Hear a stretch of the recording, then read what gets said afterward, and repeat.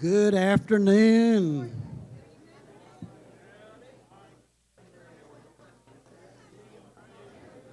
We still have a lot of people outside, and if you want to stay outside, that's fine. There's some seats in here, but we're also live streaming this to 3 monitors on the outside, so you could actually see it from the courtyard if you feel more comfortable, now that we finally got the weather that Fletch ordered up for us. He was always the perfect party guy, and he knew we were going to have a party today in his honor. So if everybody either come in or stay out where you are and enjoy yourself, there's coolers of water, sodas, and beer around. You're happy to help yourself to any of those. We know it's going to get hot in here. That's why we have some fans, because our ACs are, 20 or 30 years old and don't do the job, but the good old hand fan is back.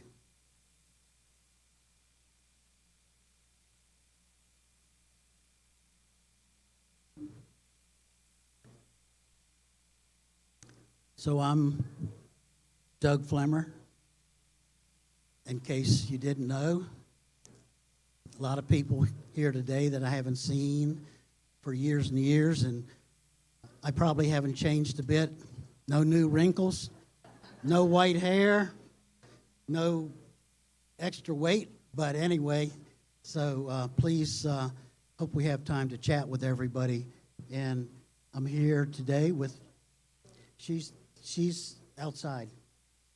I'm here with my sister Sarah and my brother Chris. My other sister Sherry is wandering around outside, there's Sherry, welcoming in stragglers. We understand there was a lot of traffic no matter which direction you were coming from. 301 bridge closed for a while, 95 parking lot as usual, and then even a little accident in Oak Grove. I mean, goodness, that's why we live around here, so we avoid all of that stuff. So,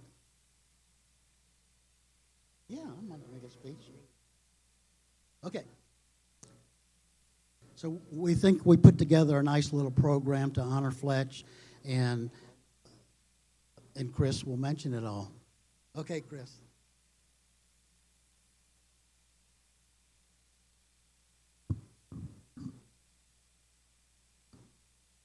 Hi, everyone. I'm Chris Flemer, if you don't know me. Fletch's little brother.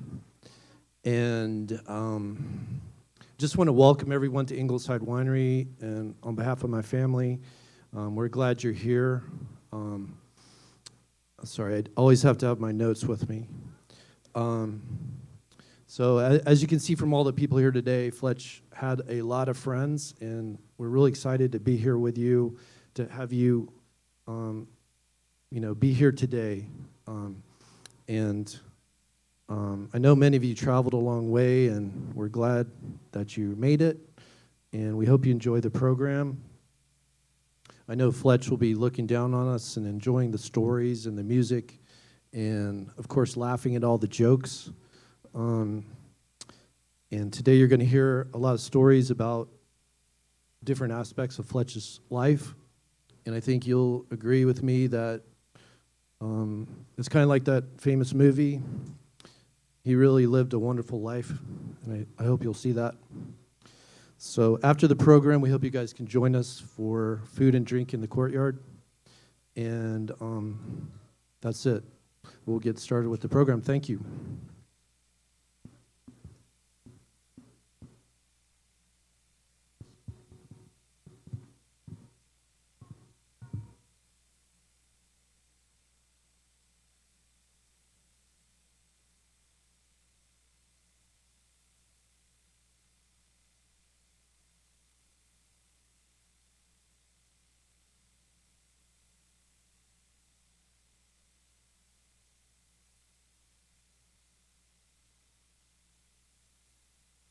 Well, while I was making plans, everybody left.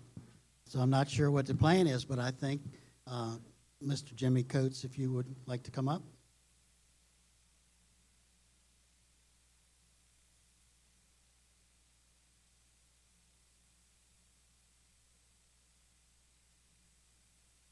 My name's Jimmy Coates, and like you all, I've had a long friendship with Fletch, mine beginning in elementary school. I'd like to thank the Flemer family for organizing this celebration. It's a grand affair. Because of Fletcher's strong faith, I think he would like for us to start this program with the Lord's Prayer. Please join with me. Our Father, who art in heaven, hallowed be thy name. Thy kingdom come, thy will be done, on earth as it is in heaven. Give us this day our daily bread, and forgive us our trespasses, as we forgive those who trespass against us. And lead us not into temptation, but deliver us from evil. For thine is the kingdom, and the power, and the glory, forever and ever. Amen. We've gathered here today to celebrate the life of our dear friend Fletch. Most of us know Fletch as the eldest child of Carl and Shirley Flemer and the manager of Ingleside Plantation Nursery. A hard worker, a person that loved beach music and having a good time. He lived life to the fullest, and you had to be a good man or woman to keep up with him. But in my opinion, Fletch was much more than that. He was a devoted churchman, supporting and participating in his beloved St. Peter's Church all his life. He served on the vestry as a senior warden and was a lay reader for many years. He was a horseman, enjoying a good fox hunt, a decorated helicopter pilot during the Vietnam War, and a volunteer for many worthwhile charities and organizations such as Stratford Hall and the Westmoreland Poor School Society Scholarship Fund, willingly giving his time and talent and all that he did. Some say that Fletch could have been a politician. Of course, that would have had to be a right-leaning, common sense, no-nonsense politician. Fletch was a real Northern Necker, a true gentleman, and a patriot of the highest order. There were a few exceptions to his accomplishments. I don't think he was very good at raising guinea fowl. It seems to me that it was only a few months after an excited Fletch was putting up the hen house, for lack of better words, when I came back to discover that the shelter had been moved, and a distraught Fletch said, "The fox and coyotes have gotten them all. I'm done with guineas." But he was very, very good at planning a party, wherever it was, on land at Liberty, Wurtland, or the winery, or on the fun ship, cruising a Rappahannock with good music and good friends. Everyone was having a good time every time. Fletch just enjoyed life and being around people, always with a laugh and smile.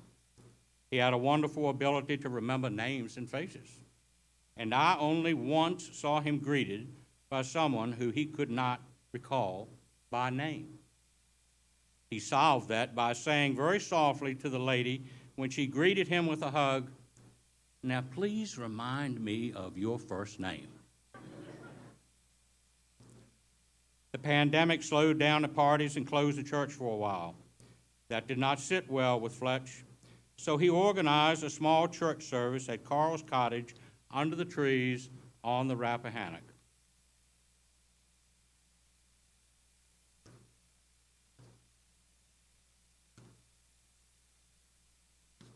We're just waiting for the service to start there. We had morning prayer from the Book of Common Prayer, which he loved. I did the readings, and Fletch selected and recorded the music and the prayers, and we had a very peaceful and fulfilling service. Those that attended were very pleased. Maybe Fletch could also have been a minister. Maybe not. I could go on, but I know others have stories to share as we celebrate. In closing, please bow your heads for a short prayer taken from the book of Romans, chapter 8.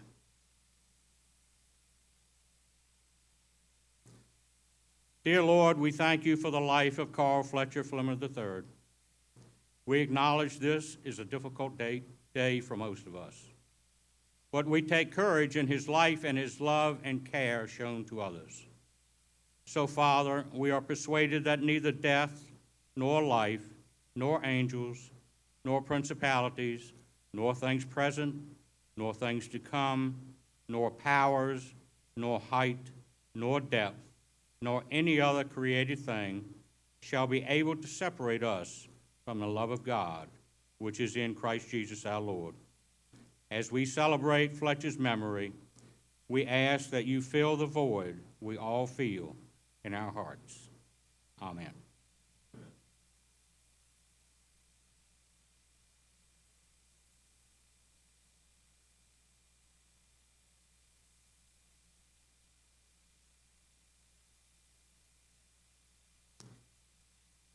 Okay, looking at our program, which hopefully we'll stay with. Next up is Uncle Fletch Stories by some of his many nieces and nephews. And also, we found a pair of blue readers.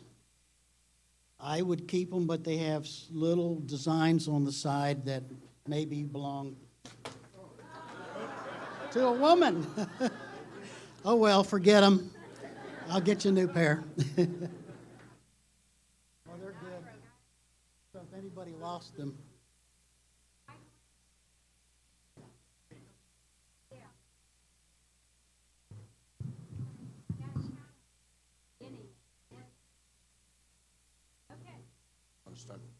Who wants to start? Anybody? I'm going to go last because I've got to set up. I'll start. Okay. Well, I'm starting.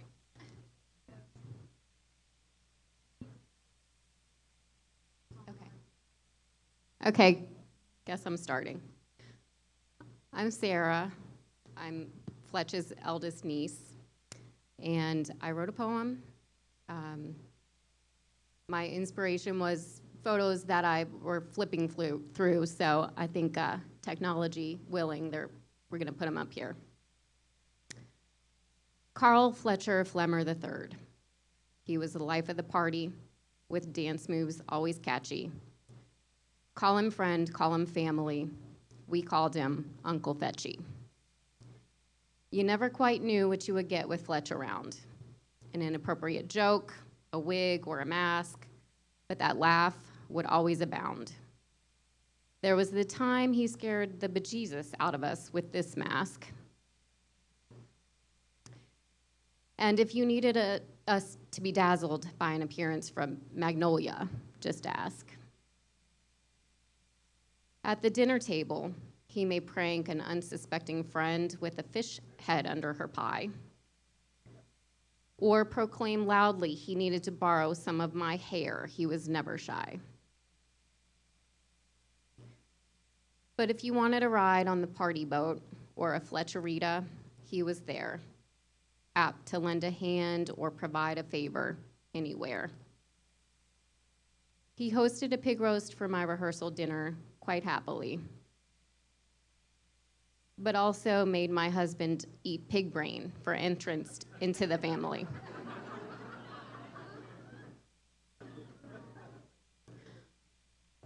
All this to say, he was definitely one of a kind, and we thank you for the treasured memories you left behind.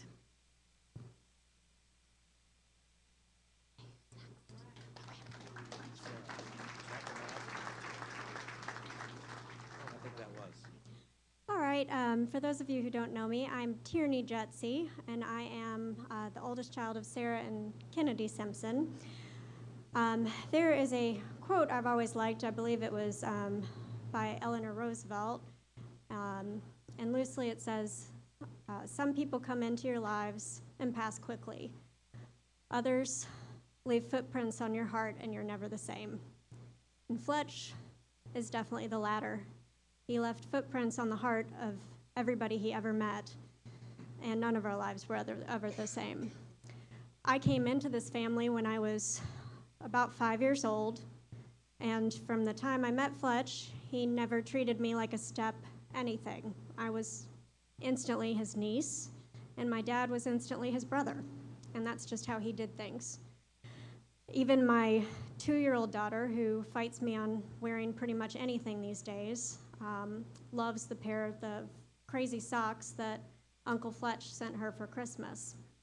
We received a package, and the note said, "I didn't know what to get a young girl, so here are some crazy socks from your crazy Uncle Fletch." She asks for them almost every night, and she says, "Oh, these are from Uncle Fletch." So he has even left footprints on the heart of my daughter in the short time that she's been on this earth. We will miss him tremendously, and I'm sure that when each of us passes into the next life, Fletch will be there to greet us with a smile and a Fletcherita. And may he rest in peace.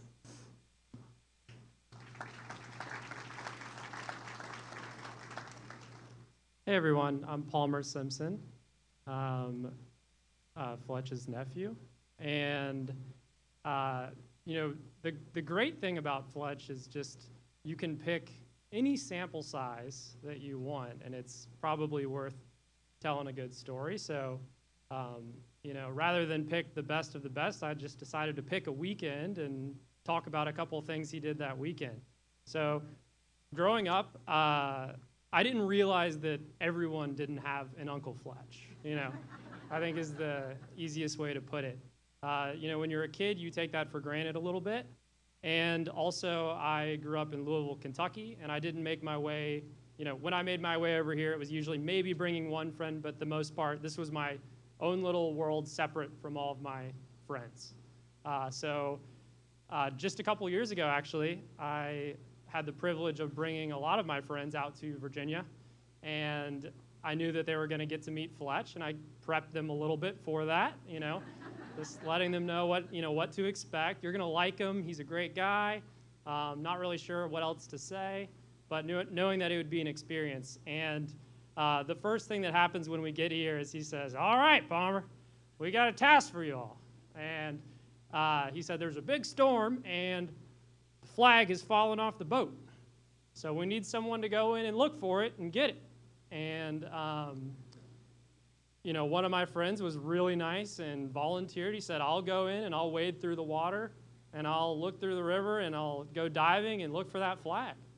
And he spent probably 45 minutes to an hour looking for it. And this is while Fletch wasn't out there. And Fletch finally comes in towards the end, and he's coming out to the boat. And at the same time, my friend is making his way out of the water. And he's getting close to the shallow part, and he's just kind of like getting his feet rinsed off. And Fletch looks over at him and he goes, "Son, what are you doing?" And he looks back at him. He says, "Well, I was just looking for the flag." And he says, "You're not going to find it over there." It's like, "Oh, okay. Well, you don't know that I was just waiting. I was like scuba diving for your flag for the past hour, but you just got here." And then afterwards he was just like, "I don't think your uncle likes me very much." And I was like, no. You just don't understand. Yeah, you'll get it. He likes you. He likes everyone. And then the next day we go out on his boat, and that's when everyone got the full Fletch experience, the Fletcheritas, the pre-made burgers, the grilling on the boat, the beach music, all those things. And afterwards, all my friends just couldn't stop talking about how much they love Fletch, and Fletch got to know every one of them by first name, like everyone's been saying. And ever since then, I get a text, at least once a month saying, "When do we get to go back to Virginia? I need a Fletcherita." And it's just, that's the kind of guy he was, and everyone does not have an Uncle Fletch.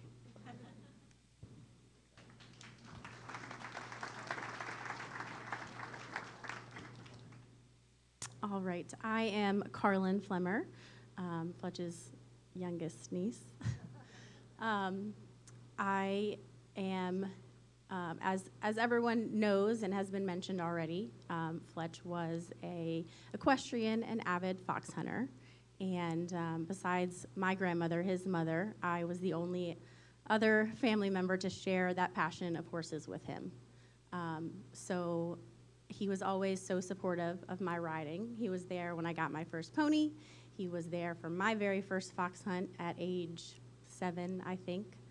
And as soon as I got old enough to keep up with the big boys, he would take me all over Virginia to fox hunt with him. As it's probably no surprise, if the fox hunt wasn't galloping from start to finish, it was for wussies, and he wanted no part of it. So I had to wait a few years until I was able to keep up with him out there. So I think I joined him for the first time probably around age 10. And I don't think he ever fully disclosed to my parents all of the crazy things that I was doing out there. Whether that be jumping a jump that was taller than I was on my little small pony, or going full speed through a pond, or a mud pit, or whatever it may be. But I loved every second of it. And to this day, fox hunting is something that is near and dear to my heart. And I'm just so grateful to have shared those memories with him, and lucky to share that part of his life with him. And I'm hoping to keep that fox hunting tradition moving forward. I have a very close group of girlfriends who I met at the equestrian team at Virginia Tech, and they, like my cousins, we try to do a reunion here yearly to get us all back together. And of course, when Fletch heard a group of girls was coming in town, he was quick to quick to offer up his pontoon for a booze cruise. So he quickly became a big part of our reunion weekend tradition, and they all, of course, loved him like he was their uncle. And recently we have started a new tradition of fox hunting together. So last year when I let him know I was going fox hunting, he, of course, knew the huntsman of the fox I was going, or the hunt I was going with, and so I was able to introduce myself and talk to her a little bit about Fletch, which was special. But I am just grateful to have had those memories with him and shared that part of his life with him. And I'm excited to keep the tradition of fox hunting for him. And I know he will be right there along with me with a full flask.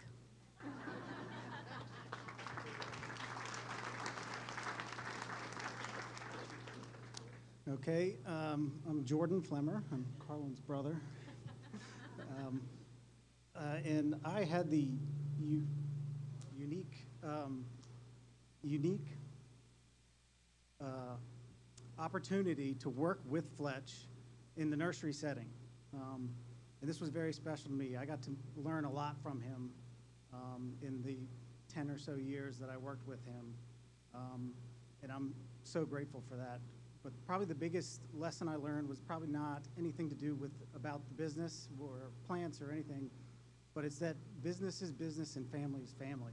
So no matter what was going on with work, I would always get a text afterwards about going out on the boat, or going out to dinner, doing something, and that was really special. That, you know, no matter what was happening, he always wanted to hang out, and it's through him that I was able to meet so many good friends of his that are such great people. So I'll always appreciate that. But my best story really is also, funnily enough, involves pig brains at a wedding, and I don't think my wife has quite recovered yet. So.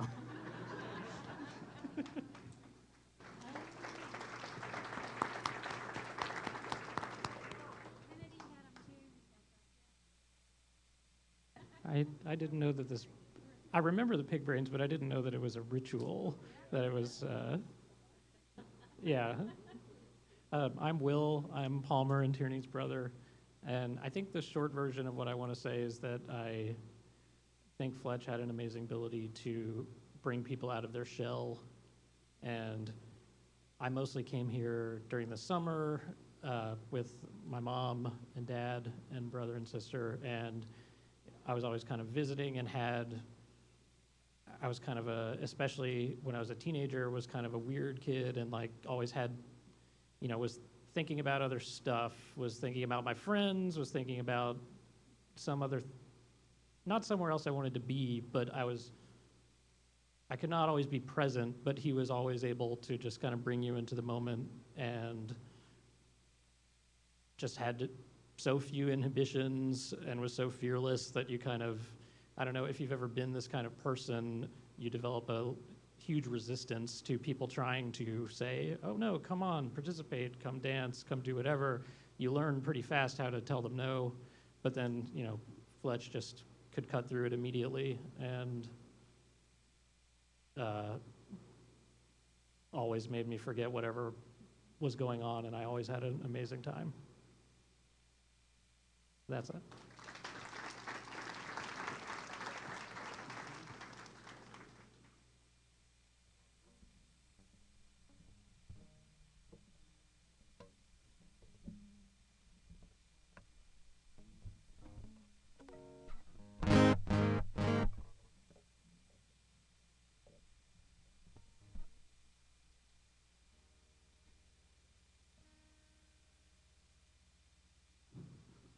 Check, check. All right, we got it.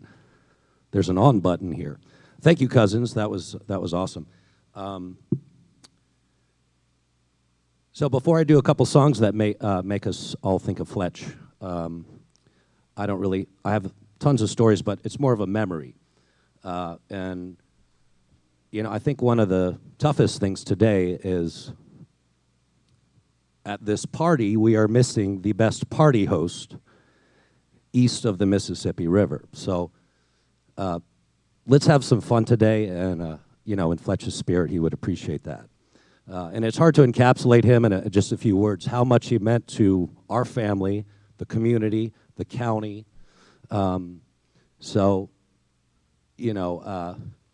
Thinking of all these memories, hopefully we'll kind of sum all that up. But before I do a song, years ago, Fletch would hire me to help with parties at Wurtland. So, and I actually got paid. So I would help do dishes and serve drinks and things like that. So I really got to learn what a great party host he was. And truly was such a great host. Always cared about everybody else before himself. Sadly, I also got to learn how fun parties are. I think my mom will attest to that. But also what I did back in those kind of late teen years, I would house sit for Fletch and Darlene when they went on a trip.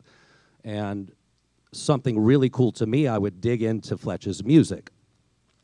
And got to learn about a lot of songs maybe I never would have heard. I don't know if you guys recognize what that is, but it's a cassette tape.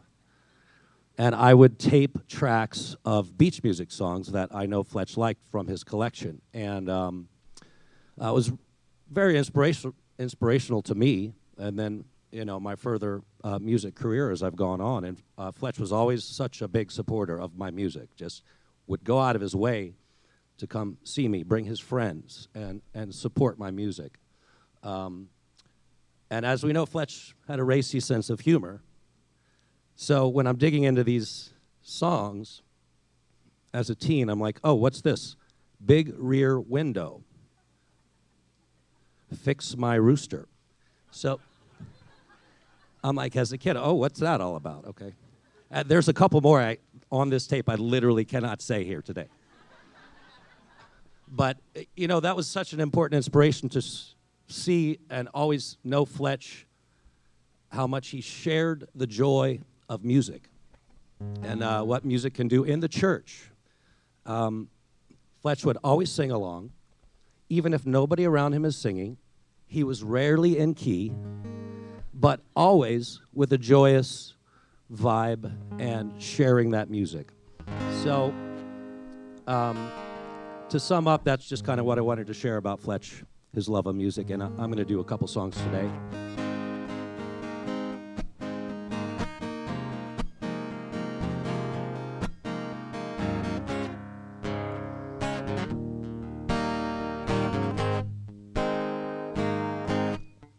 When the night has come, and the land is dark, and the moon is the only light we'll see.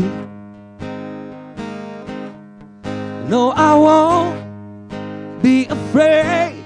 No, I won't be afraid. Just as long as you stand by me. And darling, darling, stand by me. Oh, stand by me. Oh, stand by me. Stand by me. If the sky we look upon should tumble and fall, or the mountain should crumble into the sea, I won't cry, I won't cry, no, I won't shed a tear. Just as long as you stand by me. And darling, darling, stand by me. Oh, stand by me. Oh, stand by me. Stand by me. Whenever you're in trouble, you can stand by me. Oh, stand by me. Oh, stand by me. Stand by me.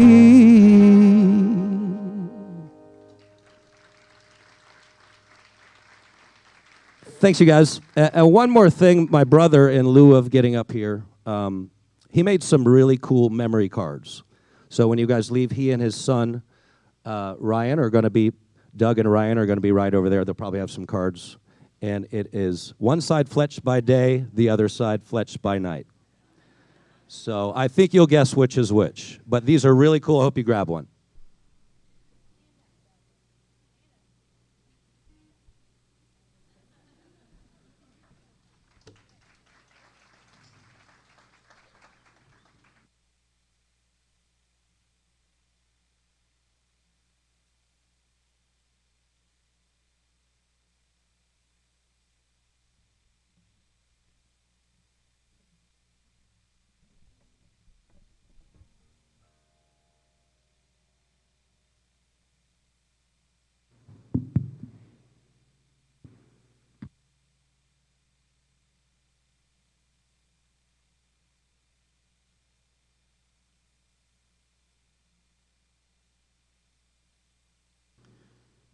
Okay, next we're going to have a special presentation offered to us by Chief Mike Guttridge, who is from the Oak Grove Volunteer Fire Department, of which Fletch was a founding member.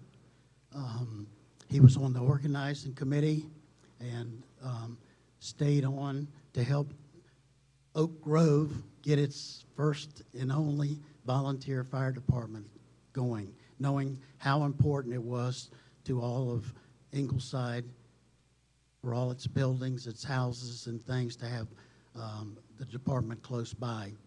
And it's especially nice to have Mike as chief, because Mike has worked with Fletch for over 30 years. Are you that old, Mike? I think. I worked here, and Mike was started when he was 14 years old, working at the nursery. And he's been running calls ever since. I don't know how many calls he has, both with the fire department, but he's going to do the traditional fireman's last call. I always want to call it something else, but Mike has straightened me out. So I'll turn it over to Mike Guttridge, Chief.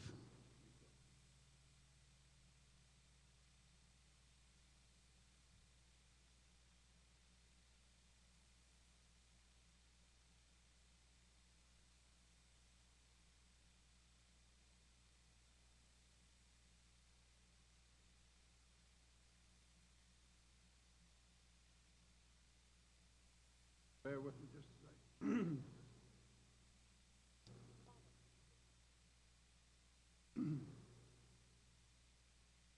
Okay.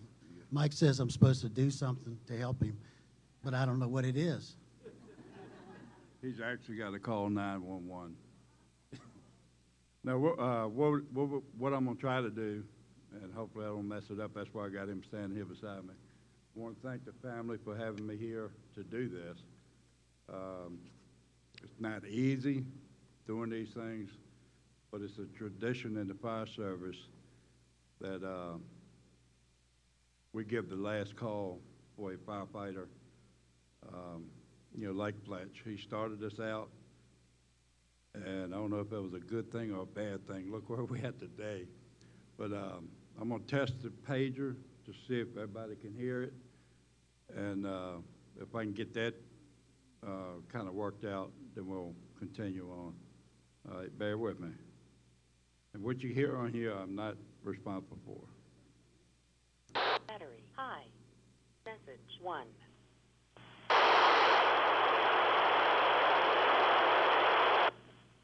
American 91, N94, Engine Company 4. Battery high. Hey, can everybody hear that? You sure? Because my hearing aid battery just went dead. It's good. Are you ready? Yeah. What do I got to do? Chief Ford West Line. Chief 4.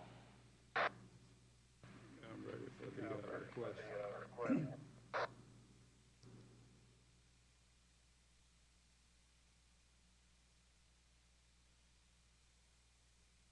They got to find the paper.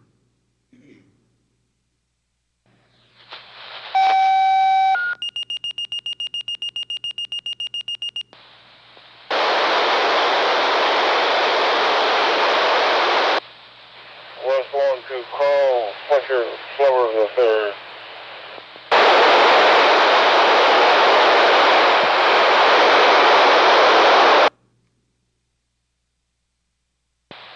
West 1 to call Fletcher, Flemer the third.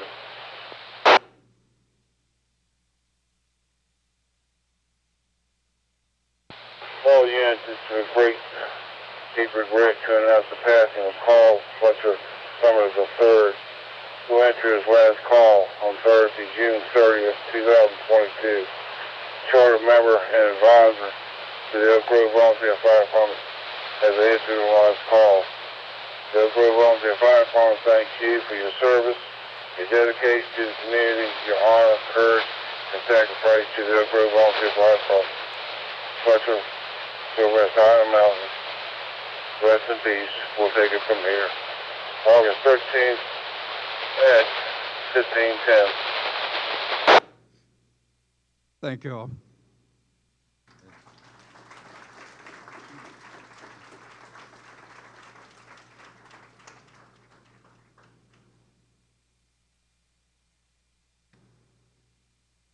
All right. I promise that'll be the last teary-eyed. It got me going too. So next we'll get into some of Fletch's life, chapters of his life, and would like to have David Farrell, Lieutenant Colonel, U.S. Army, retired, who flew in Vietnam with Carl as he knew him.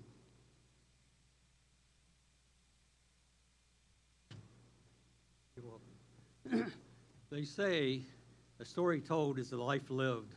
There's a lot of stories here, so Carl lived a beautiful, glorious life. I want to begin that I was in flight school with Carl. We began flying in March 1970 at Fort Walters, Texas. We were the Green Hats. Following Fort Walters, Texas, we moved to Fort Rucker, Alabama in July 1970. We graduated in November 1970, and there were 4 lieutenants in our class that were all had orders for Vietnam straight away. I was one of them, Carl was one, and there were 2 others.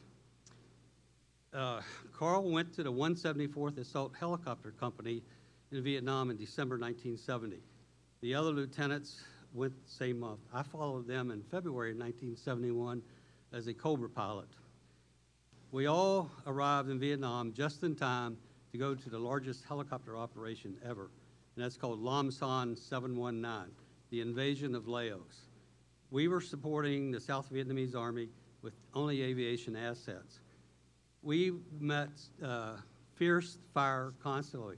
We lost a lot of helicopters. They did an operation on March the 3rd into a new LZ called LZ Lolo. We had 40 Hueys lined up, each one to land 20 seconds after the first one. We were told by the intelligence people that the landing zone was clear, it was bombed by the Air Force. Well, it was not. So the first helicopters went in, were essentially shot out of the sky. They landed, they started burning, and the LZ, these aircraft were loaded with South Vietnamese troops. After about the first 20 helicopters being shot up, they decided to halt the mission. They went back to Quai Son. They reorganized and said, we're going to go back in at 1 o'clock. So they went back in. Carl Flemer was the co-pilot on the 4th aircraft going in. They went in. Captain Bishop was the pilot.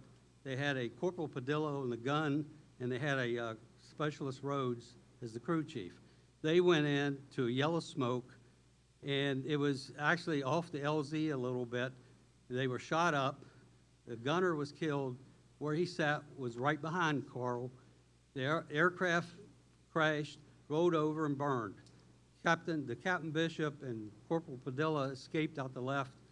Carl escaped out the right with 4 Vietnamese troops, and they were listed as missing in action because they did not know where they were. He escaped and evaded through the jungle to a South Vietnamese base near the border the next day. So he was, he was rescued at that time. He continued to fly in Vietnam. Unless you're medevaced out physically, gunshot wounds or something, you stay there. The 4 lieutenants that went in there, one of them was another Huey pilot. He got out of the Army about the same time as Carl did. He went back home to Mobile, Alabama.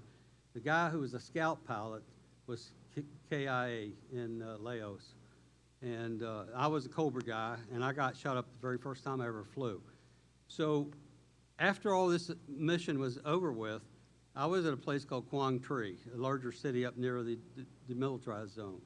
And I ran into Carl. And, I started talking to him. I said, how's it going? He was in a different unit to me.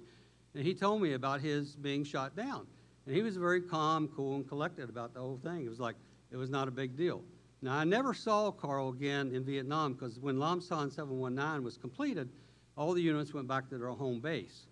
So I didn't know where he was. I knew he got out of the service, and I knew he was coming back here to the east someplace. I had no knowledge whatsoever of the Ingleside plantation. And so I stayed in the service. I went to the Pentagon in 1989. We had another classmate there, and he came in and he said, you remember Carl Flemer? I said, yeah, I remember Carl Flemer. He said, well, let's go down and see him, but we can't talk to him about Vietnam because it might disturb him too much. And the story told to me was Carl was a down-and-out vet. And so we came down here, literally. I literally thought Carl was out here shoveling horse shit in Louisiana or something.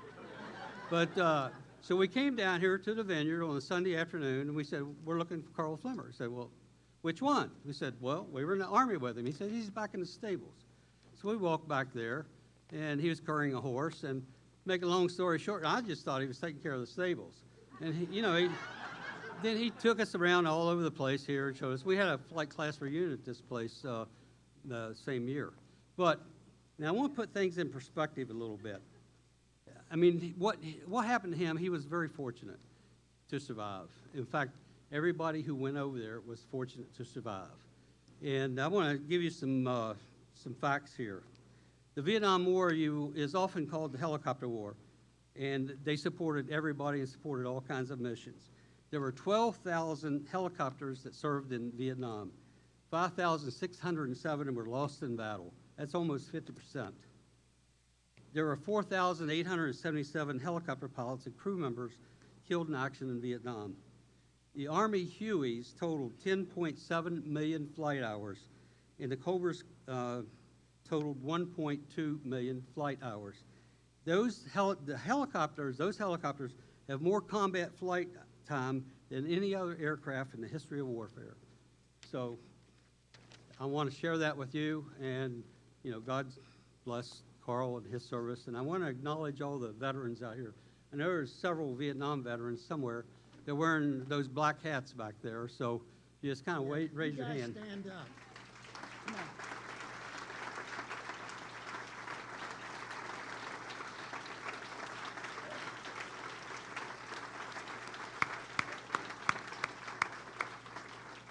Thank you very much.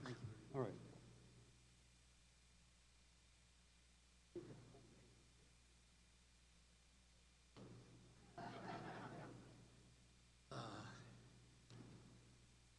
Okay. Now I'd like to introduce you to Mr. Charlie Parkinson, who is probably the past president of Lancaster Farms Nurseries. He's like Fletch. He was passing it along to someone else. But Charlie and Fletch go back a long ways.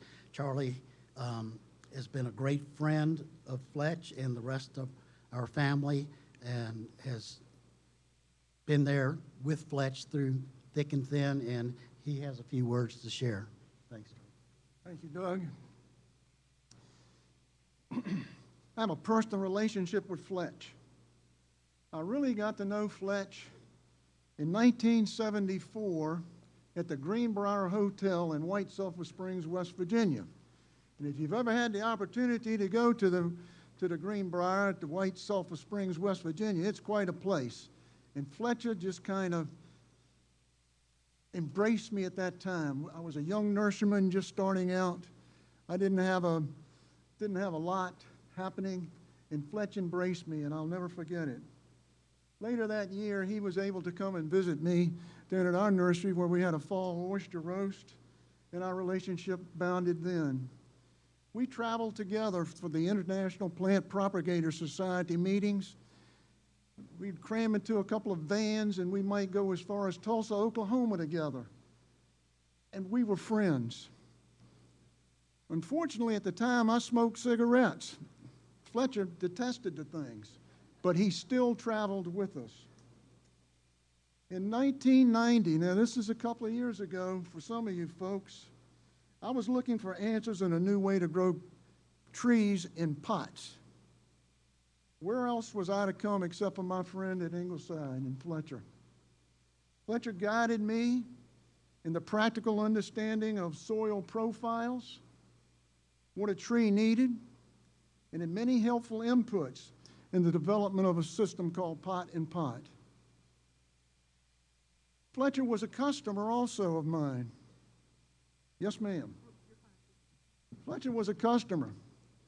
I don't know how he did it, but he would come down or we'd deliver something here, and somehow that check used to get back to me almost faster than the plants could get here. He paid his bills, and I respected that. Now, you read in his obituary all of the things that Fletcher had done. He was the president of Ingleside. He was the president of the Virginia Nursery Association. He was their Professional of the Year, which is the outstanding nursery person. He received the awards from the Southern Nurserymen, and the Southern is the 15 or 16 Southern states. Fletcher was their president. He received the outstanding award there, which was the Sidney B. Meadows Award. But during his tenure as president, he was instrumental in hiring the new executive secretary that carried that nursery association forward for 30 years, Danny Summers, and Danny happens to be here today. Of major importance during Fletcher's administration at the Southern Nursery Association, he was there instrumental in establishing the Sidney B. Meadows Scholarship Fund. In the 121-year history of the Southern Nursery Association, there have been 5 people that have served the regional, Southern, the state, and the national associations as president. When the Fletcher family asked me to share a little bit about the nursery industry, I sent this email to several people. I said, the Flemer family has scheduled a memorial celebration for Fletcher to honor Fletcher on Saturday the 13th. I have the honor and privilege of sharing Fletcher's nursery life with those in attending. The purpose of this email is to request from you a special story about Fletcher that the family might enjoy. One came in and says, we're sorry we're not going to be there, but for your information, August 13th is also Darlene's birthday. So Darlene, if you're here, happy birthday. I would like to share some of the things that came back from our mutual friends. I think that one of Fletcher's greatest attributes was his ability to bring people together. I really did not matter why, but he had the unique ability to get friends and others to come together and participate in functions that were as varied as meetings, associations, social events, dinners, and road trips. Fletch also had the leadership attributes necessary to maintain organization. I remembered his role as a necessary transition at the SNA when Tommy Henniger was stricken and the association was in desperate need of replacement to ensure the organization's continuing. One time there was a young girl, she couldn't understand Fletcher and thought his name was Flash Flounder. We never let him forget that. When he would get on one of his occasional high horses, we would start calling him Flash. I saw Fletcher in a number of situations and in general when he was greeting people. No matter their position, no matter what it was, his approach was uplifting and encouraging. In board meetings, Fletcher was always observant, thoughtful, and to the point. He was considerate of others' ideas and helped the board to come to a unanimous decision. I never saw Fletcher propose a position that would specifically benefit his nursery, but always was thinking what would benefit the association and the industry as a whole, not personal. Fletcher was always a strong supporter of the industry associations and put not only his money, but also his time and energy where his mouth was. We saw some allusions to this in one of these slides just a few moments ago. Fletcher was serving on the board. Rich Kinkle was president. It was a tough period because the Nursery Association was going through a reorganization. And they had a current CEO, the chief executive officer, and they knew he wasn't going to work out. Anyway, we were in a board meeting, and there was a convening at the hotel restaurant/bar. And in comes Magnolia, dressed to the nines in a floral print dress with a 5 o'clock shadow. She dramatically crossed the room and confronts a mildly shocked and embarrassed President Hinkle for his role in putting her delicate condition and abandoning her. Another one sent me this. He said, I can't ever recall Fletcher being angry. He was always smiling or chuckling and asking how you were. Fletcher loved people. He always wanted to know that everyone was having a good time, and if he wasn't actually hosting the party, he probably was the life of it. True to form, not long before his death, he made sure to arrange a case of wine to be shipped to Chicago, Illinois, where the American Nursery Association is having a reunion this weekend. At the same date we are celebrating this now, there will be a toast for Fletcher, an exchange of stories in Chicago also. In a history book that was written about one of the associations, the history book is Back Then to Right Now. Strategic realignment of the membership would take several years of hard work to shape in the association's futures. Remember, the board, for those 5 years, deserved an enormous amount of credit. And we were working on one particular tenuous session when Director Flemer, Ingleside Nurseries in Virginia, concluded the meeting with the observation that this session was a Fletcher stretcher.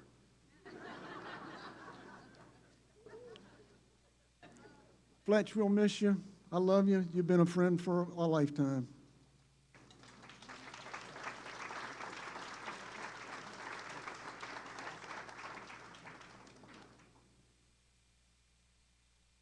Thank you, Charlie. And Charlie's quite a mover and a shaker himself in the nursery industry, so it's quite an honor. Glad to have you and Danny. Okay, next up, as you can see, we've got the, what is it? Oh, Fox on the Run. Okay, Bob, come on.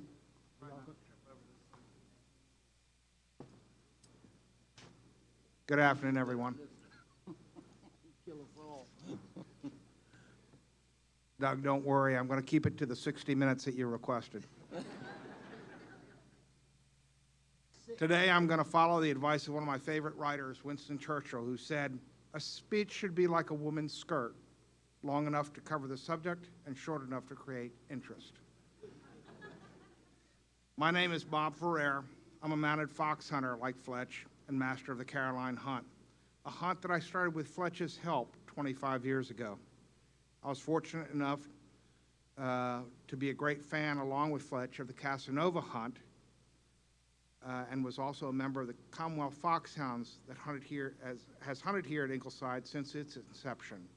Fletcher was a member of all three hunts represented here today. In fact, Tommy Lee Jones, the great huntsman of the Casanova hunt for 50 seasons, was inducted in the Huntsman's Room at Morven Park in Leesburg this year, a great honor bestowed on very few superb huntsmen of the 20th and 21st centuries. Fletch could not attend the induction ceremony, but he asked me to bring him a program. Tommy Lee was kind enough to write a note to Fletch, and Fletch appreciated and cherished that program. Now, ladies, Tommy Lee Jones is not the Hollywood actor that was Al Gore's roommate at Harvard. Tommy Lee Jones is here today, and he's better looking, and honestly, would Fletch have been good friends with Al Gore's roommate? Fletch hunted with over 30 different hunts in America, from South Carolina to Maryland. He and I also fox hunted in England together in what is considered the finest hunt country, the Midlands, with the Cottesmore hunt. I'll say more on that later. I consider myself fortunate to have been friends with Fletch for over 35 years. I've asked Robert Johnson here, my long-time whipper-in with Casanova Hunt, to join me up here today for moral support as we remember and celebrate Fletch's life. We met through Fletch from a shared love of fox hunting. I mention this because this is a story that has reverberated across Fletch's life, and we've heard about from many people today. Fletch brought people together from various walks of life, interests, and introduced them to others. He had an extraordinary capacity for friendship. People loved him from all over the country. When I say he hunted with over 30 hunts, he could name everyone he hunted with at each hunt. He created groups of like-minded friends who enjoyed his company and shared his affection for this country, the military, fox hunting, the nursery business, beach music, river life, and so many other shared interests. I look out into this room, and I see so many people that I would not have known if it not for Fletch. That's why Robert is here. He and I have been close friends ever since Fletch introduced us. Fletch's company, his humor, his laugh, his patriotism, and love of our country were things that enriched all of our lives. So back to England to finish up. After a long hunt, over 6 hours in length, that started in Oakham in Leicestershire on Boxing Day, Fletch and I rode into a small neighboring village where we met the stables manager and the lorry driver and turned our horses over to them. We were cold, muddy, wet, and tired, and our flasks were empty. As was our custom, we looked for a pub to get a drink. We went into the local pub, stood by the fire, had a few drinks. Okay, maybe more than a few. Within a few minutes, Fletch had a group of the local Brits laughing and joining us. As we all know, Fletch was a magnet for people, young and old, from every walk of life. Then the barkeep called over, "Hey, Yanks, your wives are on the phone, and they want to know when you're coming back to the inn." In England, it's a little-known fact, if your wives track you down to the pub and call, It's an unwritten law that you end up buying a round of drinks for everyone, which we ended up doing. To this day, I have no idea how they located us. Lastly, I'm wearing my medals today in Fletcher's honor. We wore our medals when we went to hunt balls together. He was a hero. He was my hero. I haven't given much thought to heaven these many years, but I'm quite sure it's a hell of a lot more interesting today now that Fletch is up there. Thank you all.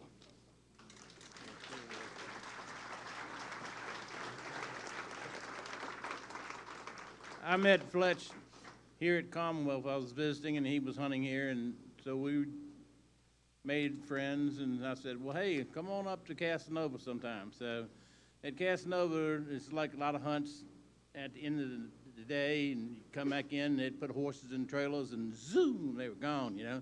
But I drove a long ways, and so everybody knows I usually kept a cold beer somewhere around, and so we'd start, a few of us, 4 or 5 of us, we'd start staying a little while and having a social. Well, we got up there by the time Fletch came up, we were pretty regularly doing this, and of course he just said, boy, this is great, I love the hunting, and now we're going to have a party, you know. So we had a lot of good times and enjoyed fox hunting together, and I'm going to really miss him, so thank you.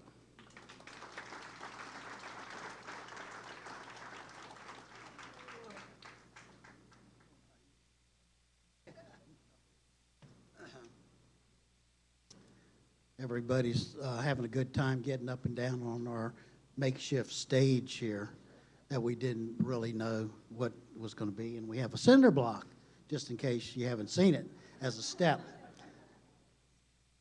Hopefully we won't be repeating this again anytime soon, but okay, moving right along.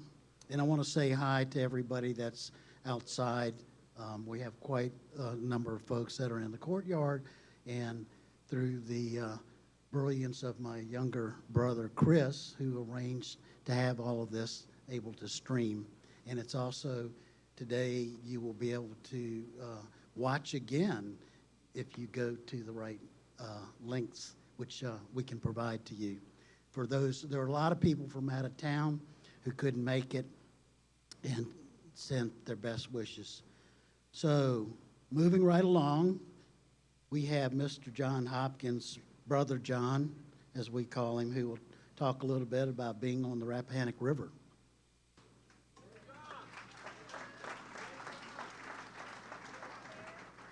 Don't get your hopes up. I went into Fletcher's closet and found this. It wasn't hard to find. He only had about 75 to 100 of them in there. But Marianne did have to wash it and press it for me, and I do appreciate that. I got big shirts to fill. And I wanted to pull up Kennedy. Kennedy's got on Fletcher's big Crocs that I wanted you to see. He's got big shoes to fill as well. Fletch loved his Crocs, and he loved his shirts, flowery Hawaiians, and he wore them all the time on the boat and many parties. I guess I should start with, for those who don't know me, I'm John Hopkins. Most of you do know me.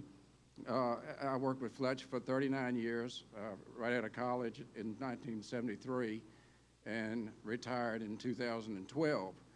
And I said worked with Fletch for those 39 years because the most recent 10 years I worked for Fletch.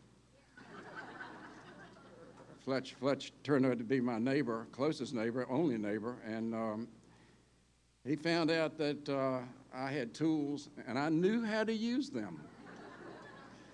So my number was well used. And I didn't get paid for those last 10 years, but I got wonderful thank yous and many meals out, so I can't complain. I've lost my place already.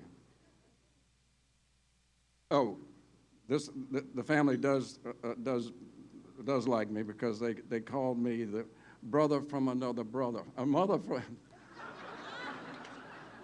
Let's start over. A brother from another mother. But I realize that throws Carl Flemer on the bus. So I'm a brother from another mother and father. I wanted to clear his name. I know just about everybody here today, so I was kind of hesitant to introduce myself. And the reason I do know everybody here today is because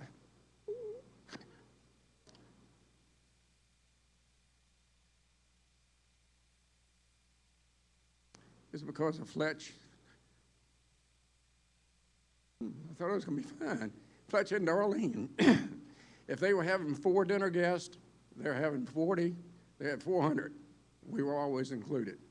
And we got to know all of their friends. We got to know all of the nursery friends. We got to know all of the church friends. We got to know counties and states because of them. Thank you all. Now I got to get myself together. Of course, Fletcher did know a lot of people. The nursery industry was humongous. He knew from coast to coast, north to south. And when he knew them, I knew them.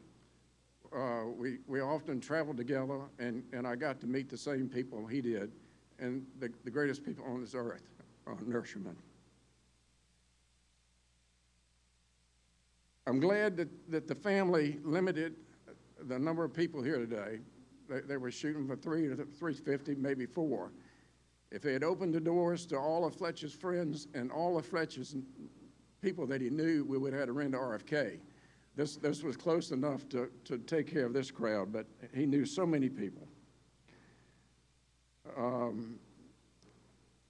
Fletch moved to Liberty in August of 2015. I warned Marianne. I said, this is not going to be good. They're going to be knocking on the door for flour, sugar, milk, eggs, and I said, it's going to be ugly. But as it turned out, it was just my tools and my abilities. That took care of his needs. Fletch loved boating, and this is what I'm up here for, and I got distracted, but Fletch loved boating and being on the river all of his adult life. But only until he was semi-retired in the past 10 years did he really enjoy it on almost a daily basis, and I mean a daily basis. Many of you here today were among his many guests. His boat trips included friends, although he was known to go alone if he couldn't find anyone or take his dog Ace. A gin and tonic, Fletcheritas, and his favorite boat meal was crabs, hard-shell crabs, and everybody looked forward to that. Like most of us in his age group, Fletch was not a highly tech person, but he did master syncing his phone to many speakers and even his boat radio, where he enjoyed his beach music, and he would have it blaring. And he would have it blaring in his house. I'd go by almost a daily basis, walk in because the door was always unlocked, and I would holler, hey, and he would holler, yo. And I didn't know, because of the beach music, what condition he was in, so I'd go in tipping, and sometimes he was dressed, and sometimes he wasn't. So I got to see a lot of Fletch.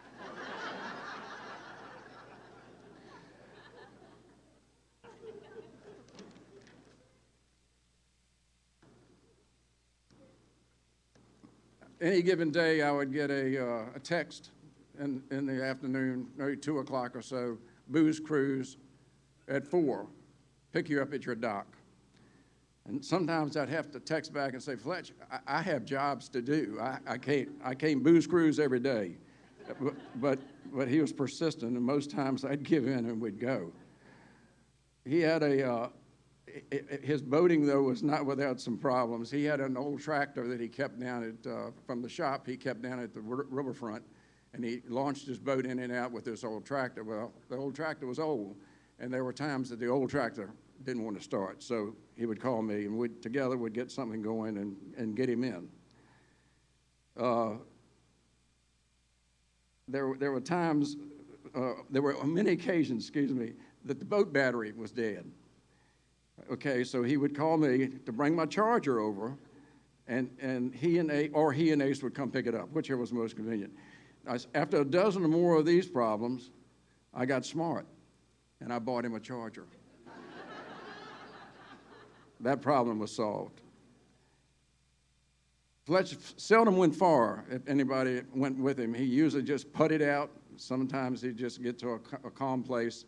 So a tank of gas would last him quite some time. But there was at least one venture when he had a boat full of guests, anticipating crabs on the water, that he forgot to look at his gas gauge until they had cast off and slowly cruising down the river. Once he realized his dilemma, he turned around, and while heading back to the dock to get some gas, he ran out of what he had. So who did he call? So I had to tow him and his guest in, and that day they ate their crabs safely on the shore.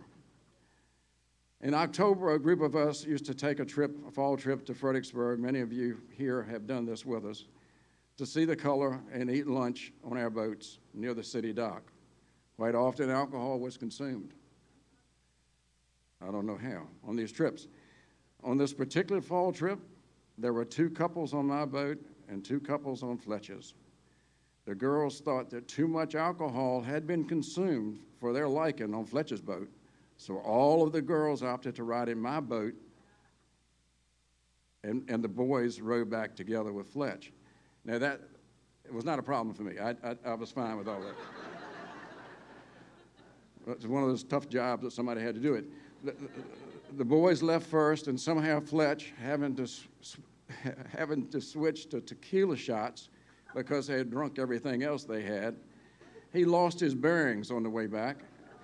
And by the time we caught up to his boat, he and his boys were stuck on a mudflat.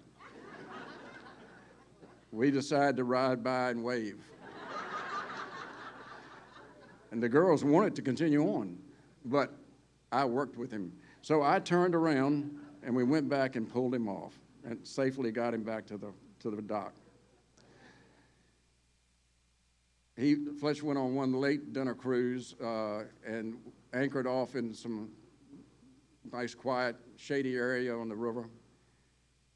Not paying attention to the tide, and so later that evening, about 10-ish, I guess, they decided they would come back in, and the tide had gone out, and they were sitting on mud flat. So spent the night on the boat and waited for the tide to come up, and they came on in. Fletch loved his pontoon boats. His latest and greatest was a Tritoon with upper deck, slide, which every child and many adults used and enjoyed. On several occasions, guests on our boat would spot the Tritoon in the direction we were headed and wanted to know, was that a tugboat? It was pretty, in the distance, it looked just like a tugboat with that upper deck. I said, no, that's Fletch. Fletch wanted to use the boat year-round, and Brown Burton helping supply some clear vinyl. Fletch enclosed the cabin space so that he could use his boat in the cold weather. Well, he did, but some of the trips that I went on required insulated underwear and hot chocolate instead of Fletcheritas. It was not comfortable. I rode by one cold winter's day because he left the boat in the water and wanted to have it in case the sun did shine and the temperature did rise and the boat was iced in. I said, this is just, I took a picture. I should have passed it along, but I didn't. On Fletcher's bucket list that he never bought, he had everyone helping him look for a trawler. He wanted a trawler. He wanted a trawler and planned to live on it and travel up and down the Chesapeake and East Coast. Hopefully, he has it now.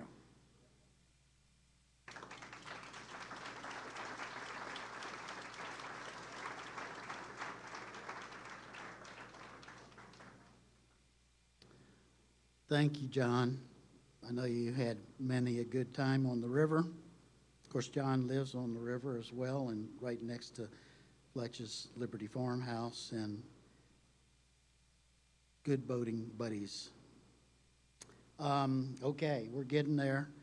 We're getting there, folks, because we have lots of food coming up and some good cold water. I had to go get one myself, and plenty of drinks of all kinds. So we're getting there. But now, our last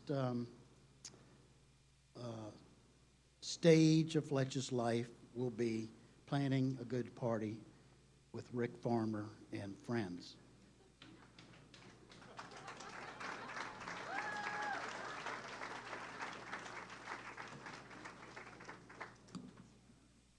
Hey, hey, hey.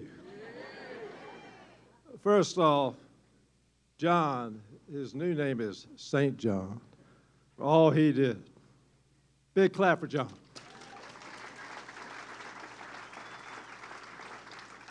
Just so you know, there's no way in hell I would look like this without Fletch in my mind. Just so you know, I can't see my speech until my wife gives me my glasses.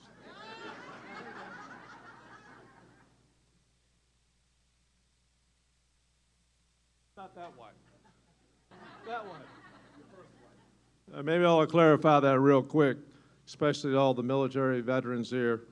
If you have not met Magnolia, I am not Magnolia.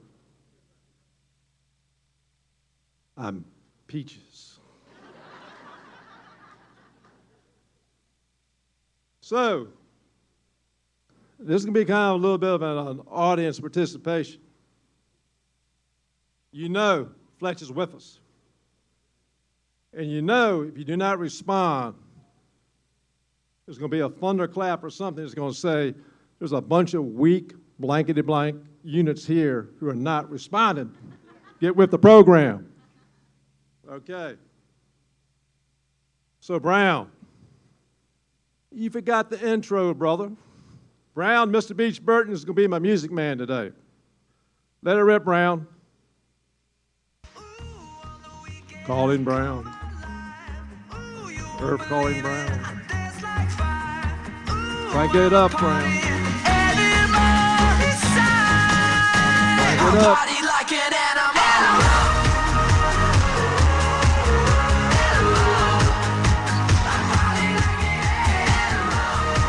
Goes right to Doug's calling card he's passing out tonight.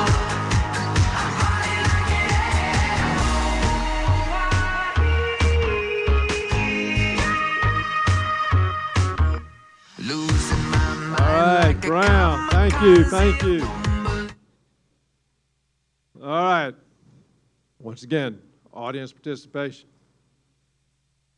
Everybody that agrees that Fletch was quite the party animal, I want to hear a hell yeah.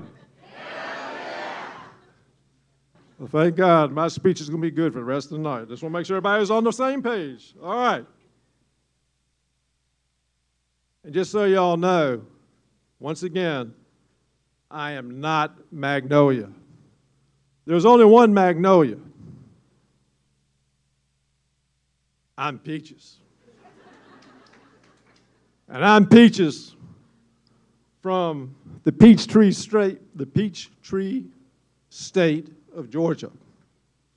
Now, my sister Magnolia was quite a bodacious, robust, flashy filly. You know, there's a big rumor going around, and I'm kind of a little worried about this. There's a Sasquatch named Bigfoot that may have been our daddy, but I'm discounting that right now. But Magnolia sure could strut her stuff at a party. Now, how many of y'all partied with Magnolia? Let me see a show of hands. Yeah, baby, that's what I'm talking about. I mean, if you haven't been smacked by Magnolia's purse or been in a big bear hug or whatever, you've missed a big part of Fletcher's life. Brown. I love beats music, always have and I always will. There ain't no other kind of music in the world that gives me quite the thrill. When I hear 60-minute man 60 and seconds. walking up a one-way street, he's up on the roof, he's under the boardwalk, summertime's a-calling me. Yes, Brown, Mr. Beach Music helped me out on the tunes today. Big round for Brown. All right, Brown. That boy Fletch sure loved beach music. As one of the founders of the Lawn Party Tea Dance Touch Football Society, there are some wild parties on Shaggin Lane. Hit it, Mr. Beach. Calling Mr. Beach. Hit it, Mr. Beach. Ain't nothing like shagging when you're shagging with the one you love.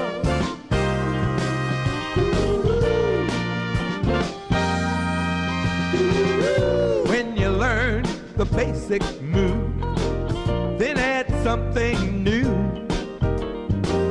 Let the music take control. Throw that girl around a time or two. There ain't nothing like shagging, something you won't get tired of. Man, those parties were crazy. There was plenty of Fletcheritas, Beefeater's gin, wild and beer. If you couldn't find something to fire you up, you must have been already gone. I'm telling you, everybody was shagging and even gatoring. Mr. Beach, hit it. You know Come on, my gators. kick my heels up and throw my hands up and throw my head back and come on now. Don't forget to say you will. Don't forget Come on, my gators, where are you? Yeah, baby, we're cooking now.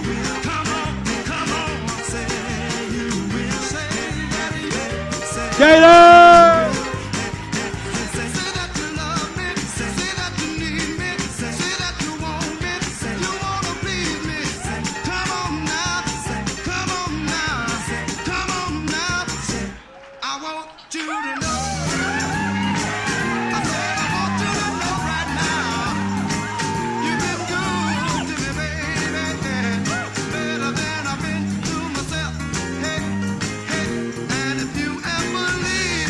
Woohoo!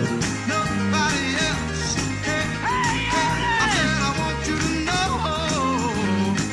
I said I want you to know right now. 40 years, we would not have needed any help getting up. Woo! Man. There are some fun times, guys. Let me tell you what, Fletch earned the name Flash Flounder. I heard that earlier tonight. Someone was talking about their niece or well, I hate to tell you this, she must have been at Shaggin Lane. What kind of food? That's where Fletch learned how you earned that name. What kind of fool do you think I am? You think you can go on seeing him? Darling, after we had made our plans, you said I'd be your number one man. All right. I promised John Hopkins, St. John, that I would not mention any of the streakers here at these Wordland parties. I wasn't going to mention anybody like Arthur Carver. Whoop. Sorry, dude. Is Arthur Carver in the house? He sneaked out of here. Thank God. I was afraid he didn't have his clothes on. Thank you, Lord. All right. Let me tell you something else. Hold off, Brown. Hold off, Brown. Boy's anxious. All right. Y'all have heard me mention boy. Fletch used the term boy a lot. That was a term of endearment. If he called you boy, let me tell you what. Easy there, Brown. Calm down. Not yet. I'm going to tell you when. If he called you boy, that's because you were Friends of Fletch. You remember the FOF club, Friends of Fletch. Now let me tell you what, this is how it went.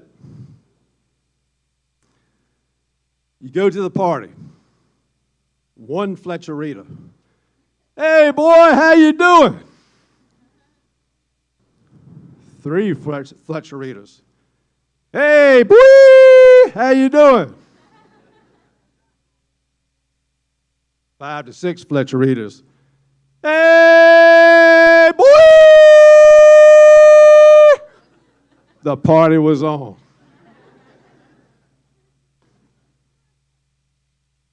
Now, our boy Fletch attended every beach music festival humanly possible. He especially loved the Thames. Now, Brown, Mr. Beach.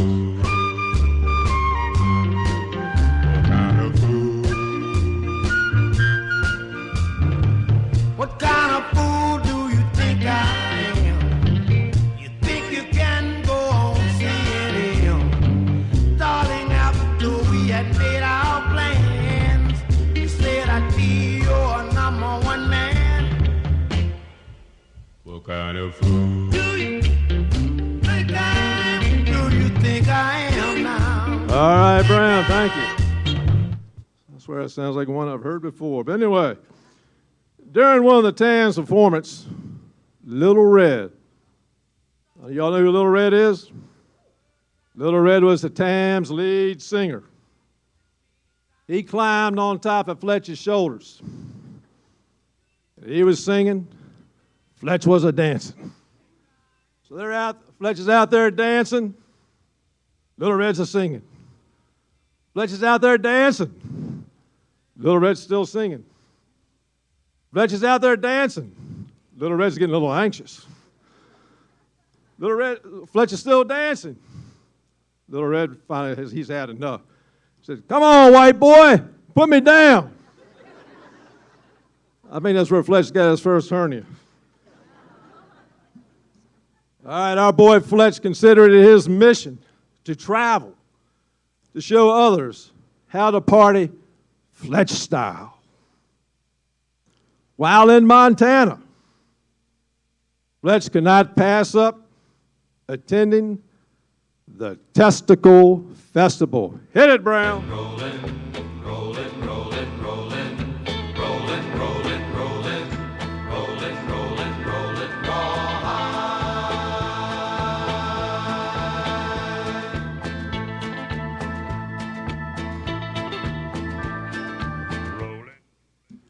Y'all heard me right. The Testicle Festival, home of the mountain oyster. Hell, Alice Wilkerson went back for seconds. I see you, Alice. Stand up. Give a big, come on, stand up. This is my girl, Alice. Look at that. Yeah.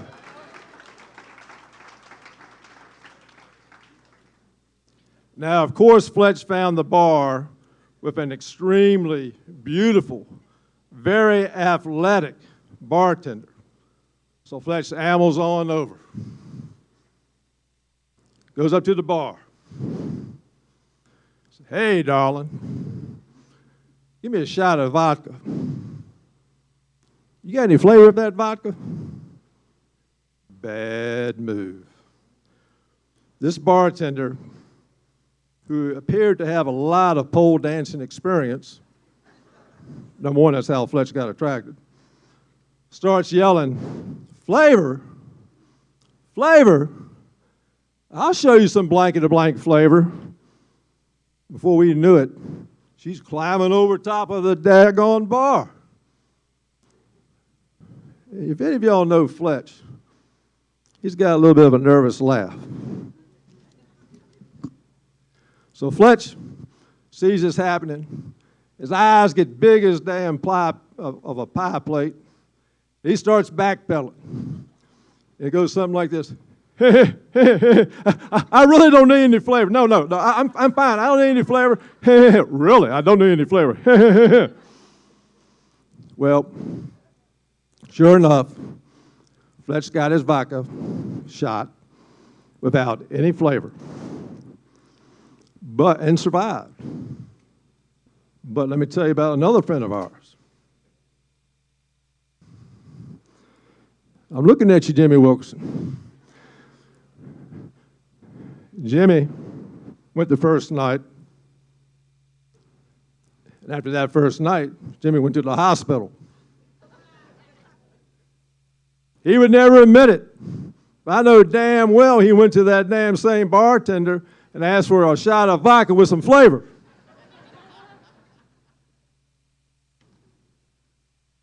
Then there was Fletch in Cancun,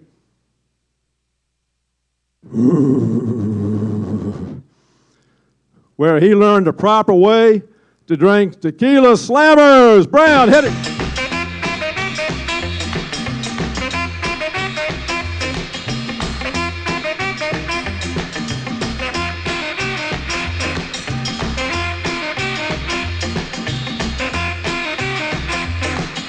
Come on, all you other boys. I see you. Come on. Keep playing, Brown.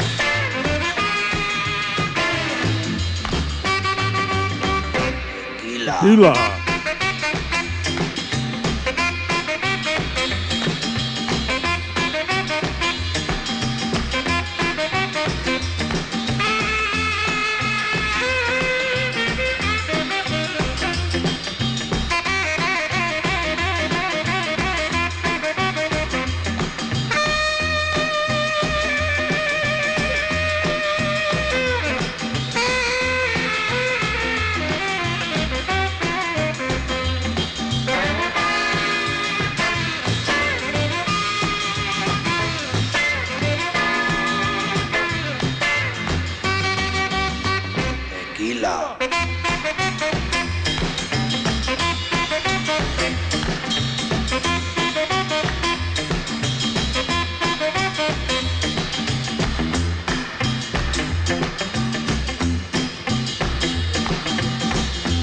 I need one too now, come on.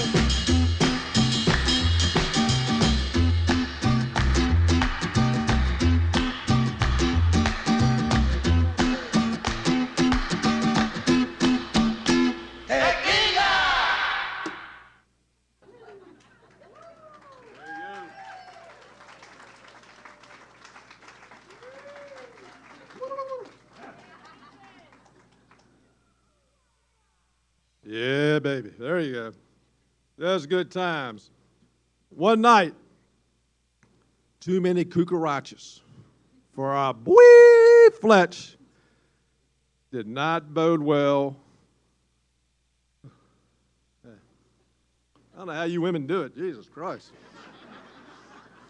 Did not bode well for Darlene's perfectly arranged, outlined, evenly spaced cosmetics on their bathroom counter.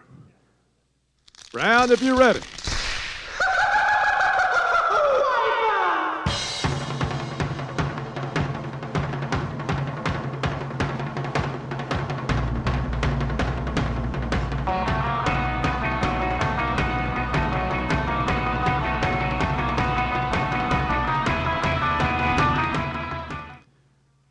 All right, as you can well imagine, it was a big Fletch wipeout, and it wasn't pretty. All right, our good friends, Carolina and Christian Schmidt, invited Fletch twice to Munich for Oktoberfest. Talking about that, putting a kid in a candy store, where the women are gorgeous and the beer is constantly flowing. Well, Fletch got quite an eyeful, especially from a well-endowed barmaid who could hold 7 beer steins in each hand. Love at first sight. Hit it, Brown.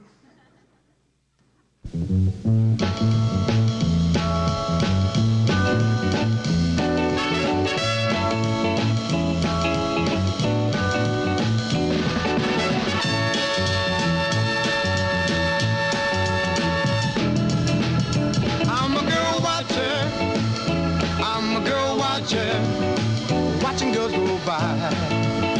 My. Fletch is not only the ultimate party animal, he was the ultimate party organizer. We've heard about this. He brings everybody together from all walks of life. I mean, this is just a small sample of all the friends he has. Well, as a party organizer, texting hundreds of invites with 1,000 plus emojis. Fletch was a showman, an entertainer. You know my sister Magnolia. Here are a few other of Fletch's many personality and aliases. Hit it, Brown. Come on.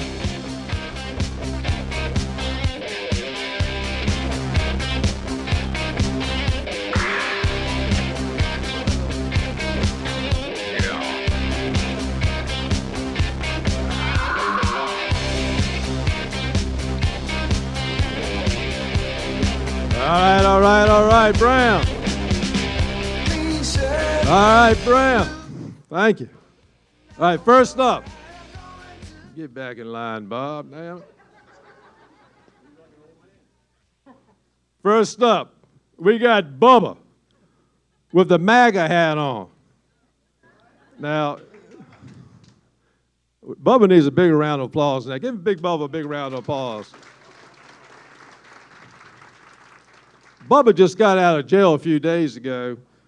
There was some time a misunderstanding about him storming the Capitol and all that other crap. I don't know what that's all about, but anyway. Bubba, nice to have you back with us, buddy.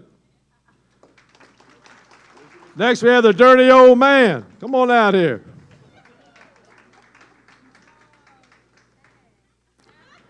Enough said about that. All right. All right. Bring me out the fox. Bring me out the fox. That's you, girl. You're the fox. You know, Fletch was a foxhound who enjoyed chasing foxes. That damn dirty old man. I don't know why he isn't in jail, too. All right. Uncle Sam. St. John, stop flirting with the fox. Uncle Sam, come on out here. I like to you get the foxes, buddy. But anyway, Uncle Sam Fletch went to Governor Youngkin's inaugural ball. And let me tell you what, very, very popular. I think he had more photo shoots with Uncle Sam than they had with the governor. But anyway, thank you, St. John.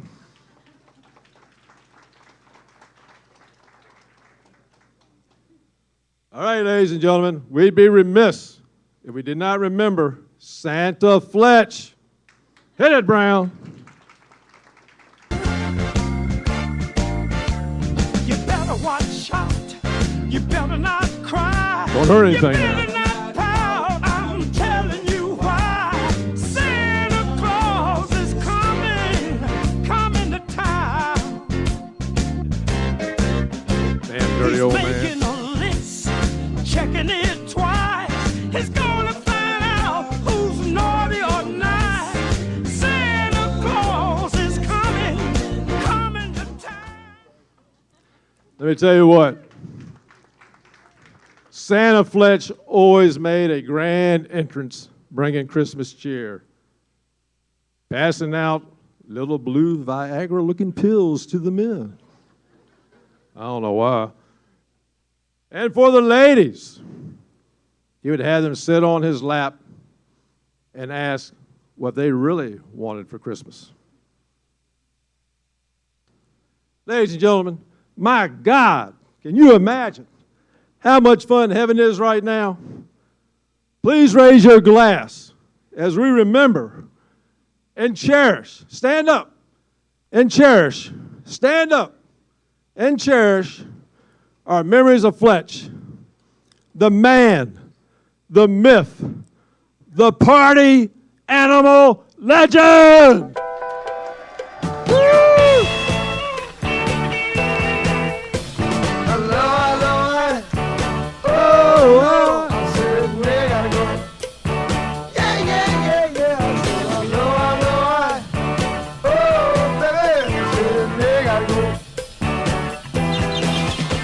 Thank you.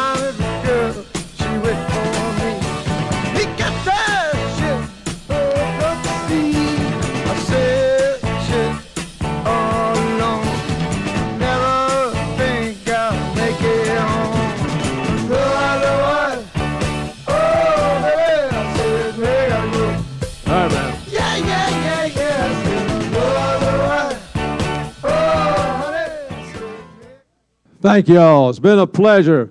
God bless Fletch, the party animal.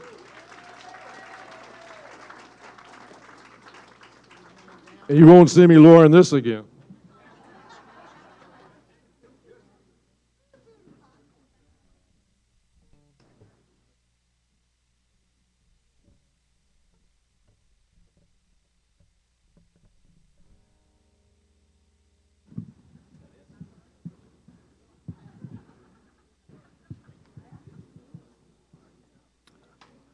I think we all need some tequila after staring at peaches for 20 minutes.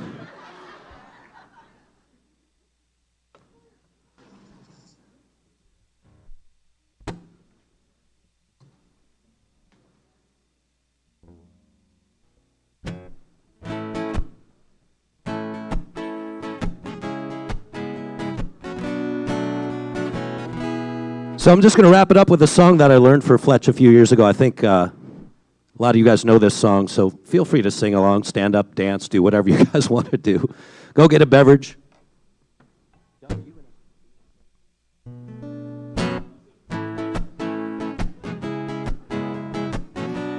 This song is called Be Young, Be Foolish, Be Happy.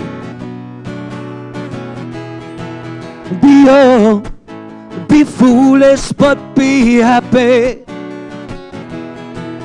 Be young, be foolish, but be happy.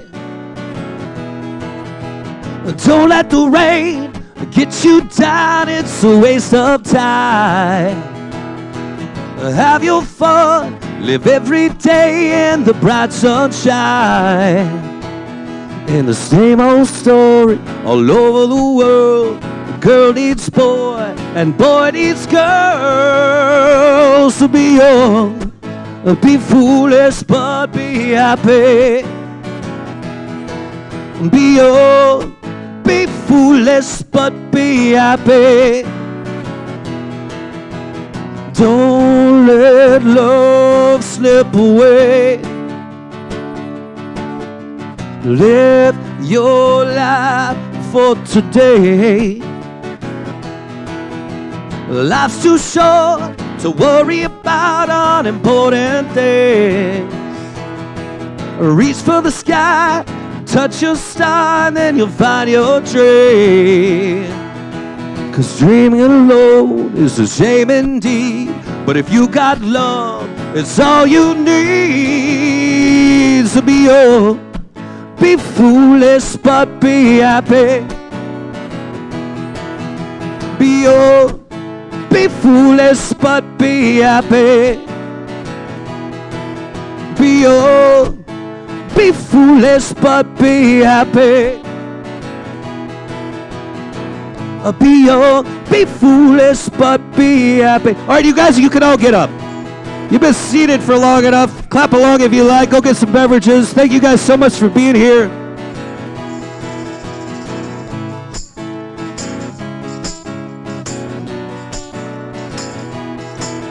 Be young, be foolish, but be happy.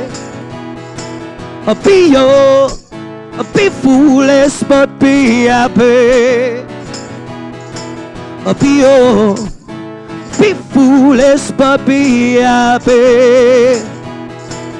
Be young, be foolish, but be happy.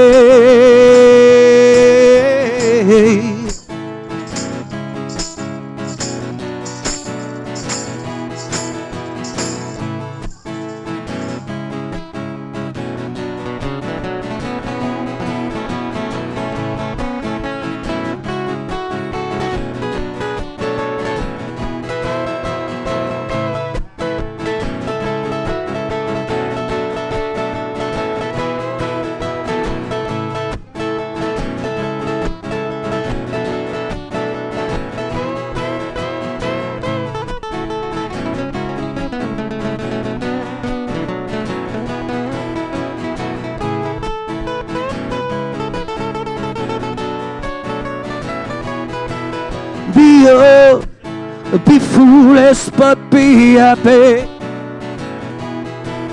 Be young, be foolish, but be happy. Be young, be foolish, but be happy. Be young, be foolish, but be happy.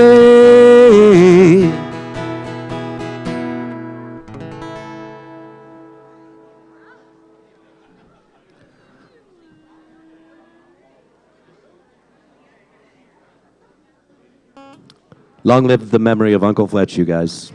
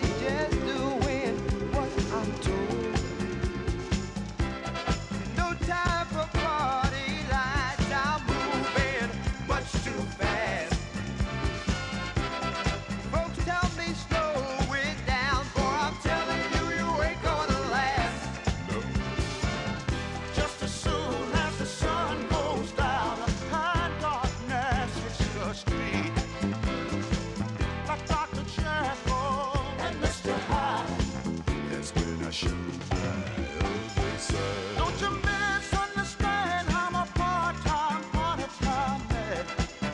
Yes, I am. I work hard all day and at night I party hard as I can.